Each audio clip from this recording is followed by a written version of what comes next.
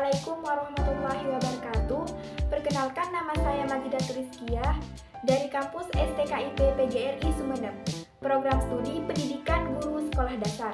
Nah, pada video kali ini saya akan membahas mengenai media pembelajaran IPS SD dengan materi pahlawan proklamasi kemerdekaan di Indonesia.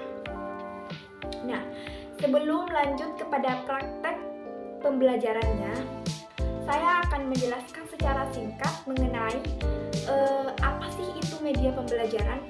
Nah, media pembelajaran adalah segala jenis sarana yang dapat dilihat secara langsung yang digunakan saat proses pembelajaran guna untuk meningkatkan efektivitas dan efisien siswa. Nah, tujuan pembelajaran ini dilakukan agar siswa dapat lebih memahami mengenai pembelajaran yang dilakukan dan pembelajaran pun akan lebih menarik serta variatif. Nah, jadi ini dia media pembelajaran yang telah saya buat. Di sini saya membahas tentang pembelajaran IPS dengan materi pahlawan proklamasi kemerdekaan di Indonesia. Nah, biasanya pelajaran ini digunakan pada tingkat tinggi di SD, misalnya diajarkan pada kelas 5 ataupun kelas 6. Baik, kita langsung saja kepada praktek penggunaan media pembelajaran. Nah, sebelum itu, saya ingin tahu, apakah kalian tahu apa sih itu peristiwa proklamasi di Indonesia? Nah, jadi peristiwa proklamasi di Indonesia adalah suatu puncak perjuangan bangsa Indonesia di mana bangsa Indonesia dinyatakan sebagai bangsa yang merdeka, bebas dari jajahan Jepang maupun Belanda. Nah, siapa sajakah tokoh dan apa perannya? Supaya lebih paham, marilah kita belajar bersama-sama dengan menggunakan spin pahlawan atau jarum pahlawan. Nah, mari kita mulai.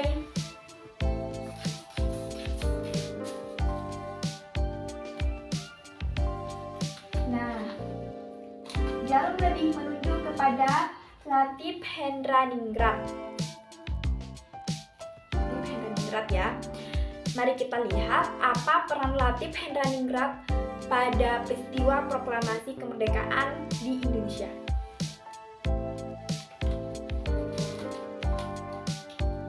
Nah,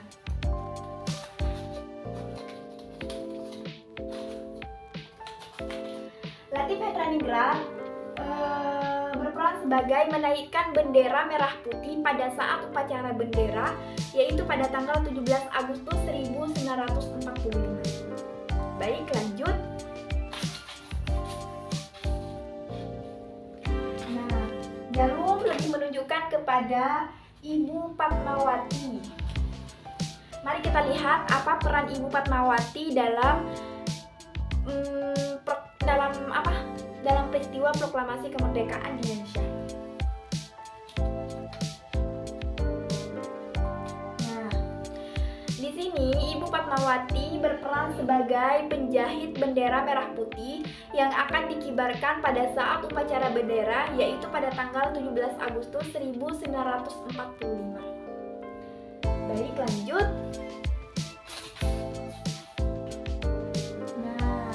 Jarum lebih menunjuk kepada Laksamana Maeda. Mari kita lihat apa peran Laksamana Maeda pada saat peristiwa kemerdekaan. Nah, di sini Laksamana Maeda berperan sebagai dia adalah salah satu bangsa Jepang yang membantu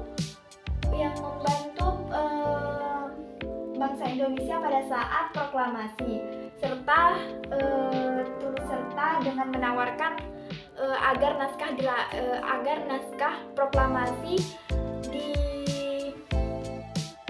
dirumuskan di rumahnya. Baik, lanjut.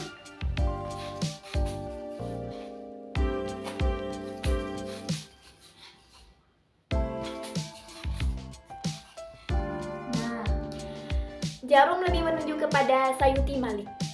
Nah, mari kita lihat apa peran Sayuti Malik dalam peristiwa proklamasi.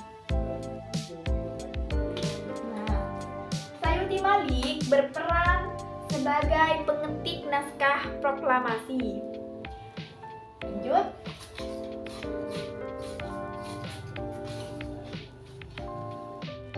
Oke, selanjutnya Insinyur Soekarno.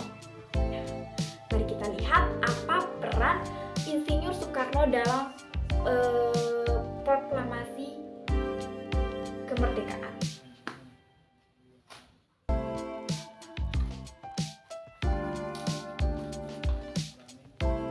Nah, di sini Insinyur Soekarno berperan sebagai perumusan teks proklamasi dalam mengusulkan agar teks proklamasi ditandatangani oleh seluruh tokoh yang hadir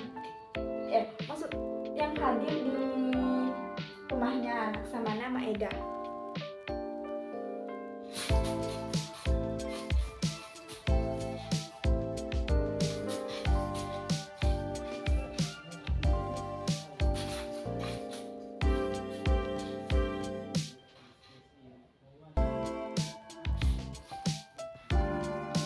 Nah, selanjutnya Jarum lebih menunjuk kepada Soekarni. Mari kita lihat apa peran Soekarni dalam peristiwa proklamasi di Indonesia. Soekarni berperan sebagai dalam proses perumusan serta yang mengusulkan agar naskah ditandatangani oleh Soekarno-Hatta sebagai perwakilan bangsa Indonesia. Lanjut. Selanjutnya Muhammad Hatta. Mari kita lihat apa peran Muhammad Hatta dalam proklamasi. Muhammad Hatta berperan sebagai perumusan teks dalam mengusulkan agar teks proklamasi ditandatangani oleh para tokoh yang hadir pada saat itu, yaitu di rumah Laksamana Maeda.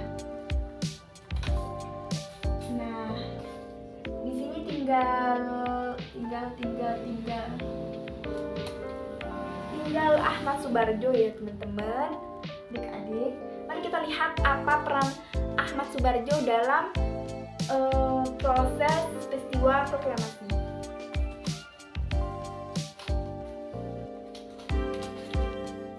Nah, di sini Ahmad Soebardjo berperan sebagai penulis proklamasi di rumah Laksamana Maeda. Bahkan ialah yang mengikut langsungkan Soekarno dan Hatta. Baik, karena semuanya sudah tahu tentang tokoh-tokoh proklamasi di Indonesia dan perannya pada saat perumusan proklamasi, yaitu tanggal 17 Agustus 1945. Sekian presentasi dari saya. Mohon maaf jika banyak kekurangan. Wassalamualaikum warahmatullahi wabarakatuh.